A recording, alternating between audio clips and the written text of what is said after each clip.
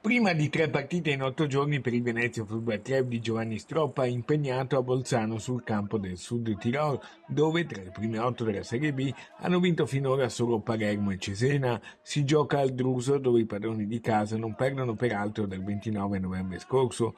Sulla panchina del Sud Tirol, mister Fabrizio Castori, veterano della categoria. Il Venezia vuole però consolidare il primato. Sul Tirolo è la squadra più in forma del campionato. In questo momento è la squadra più in forma del campionato. Dobbiamo fare la partita perfetta. Perfetta per mentalità, partita perfetta per duelli, partita perfetta per fare un percorso che deve arrivare a quello tecnico, perché non dobbiamo assolutamente disconoscere quello che è la nostra qualità. Tra i grandi protagonisti di questa stagione c'è sicuramente il portiere Filip Stankovic. Noi sappiamo che non ci concentriamo partita dopo partita, so che è una frase un po' scontata, ma deve essere così, perché se inizi a pensare mancano 12 partite, 10 o 9, puoi farti prendere inconsciamente, come detto, dall'ansia, dalla pressione. Noi pensiamo partita dopo partita e vincerle tutte fino alla fine.